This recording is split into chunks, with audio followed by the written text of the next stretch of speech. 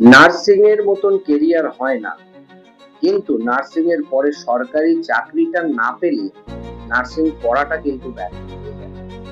আজকের দিনে পশ্চিমবঙ্গ সহ তথা সমগ্র ভারতবর্ষে মেয়েদের এবং ছেলেদের জন্য একমাত্র কেরিয়ার হচ্ছে নার্সিং। কারণ এখনো পর্যন্ত সরকার প্যারা টিচার করেছে, সিভিল পুলিশ করেছে, কন্ট্রাকচুয়াল সমস্ত ডিপার্টমেন্টে করেছে, কিন্তু নার্সিং ডিপার্টমেন্টে এখনো পর্যন্ত কিন্তু কোনো কন্ট্রাকচুয়াল বা সিভিল বা প্যারা করেনি।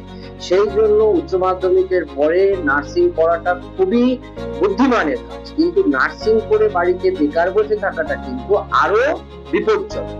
অতএব সরকারি চাকরি পেতে হবে, তার জন্যই কিন্তু তুমি নার্সিংটা পড়ছো।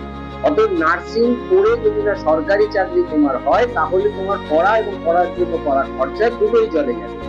যারা নার্স অলরেডি পাস করে গেছে, মনে করো বিএসসি নার্সিং, এএনএম, জিএনএম বা পোস্ট বেসিক বিএসসি নার্সিং বা জেএমএসসি নার্সিং করেছো, কিন্তু তারাও ঘরে বেকার বসে আছে, এরকম হাজারে হাজারে কেস আমাদের কাছে আসছে।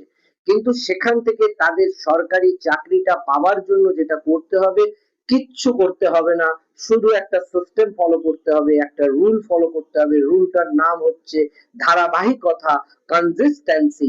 অর্থাৎ তোমার প্রিপারেশনটাকে প্রতিদিন অল্প অল্প করে এগিয়ে নিয়ে যাওয়া এবং হয়ে যাওয়া প্রিপারেশনটাকে প্রতিদিন রিভিশন করা এবং নিজের প্রিপারেশনের ডেপথটাকে মনিটর করা এবং অবজার্ভ করা এবং নিজের লুপ হোলস গুলোকে খুঁজে বার করা, সেগুলোকে মেরামত করা, সেগুলোকে রিপেয়ার করে আবার এগিয়ে যাওয়া। কোনো নার্স যারা বেসরকারি কলেজ থেকে বা সরকারি কলেজ থেকে পাশ করেছে, তারা যদি তাদের কনসিস্টেন্সিটাকে, ধারাবাহিকতাটাকে নিয়মিত রেগুলার বেসিসে মনিটর করে এবং তারা যদি তাদের প্রিপারেশনটাকে প্রতিদিন অবজার্ভ করে এবং তার ইভ্যালুয়েশন করে, সে সরকারি চাকরি কেন, আমি তো বলবো ইএসআই 90,000 টাকার বেতন পাওয়া থেকে শুরু করে, আরআরবি স্টাফ নার্সিং থেকে শুরু করে, ডব্লিউবি, এইচআরবি, সিবিটি তো ইজি, আমরা বলে বলে পাস করাই আমাদের এখানে স্টুডেন্টদের। আরআরবিও আমাদের প্রতি বছর শয়ে শয়ে স্টুডেন্ট পাস করে এবং আমরা ইএসআই তেও কিন্তু সফল স্টুডেন্ট দিতে পারি।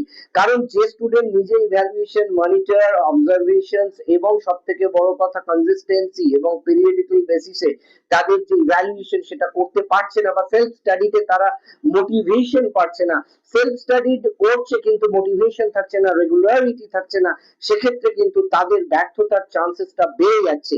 তারা যদি আমাদের একটা প্রসেসের মধ্যে 1 বছর যায়, আমরা যেরকম প্রতিটা স্টুডেন্টকে বলে বলে অ্যাচিভ করাই, তার কারণ হচ্ছে আমাদের সেই একটা সিস্টেম কাজ করছে তার সফলতার পেছনে।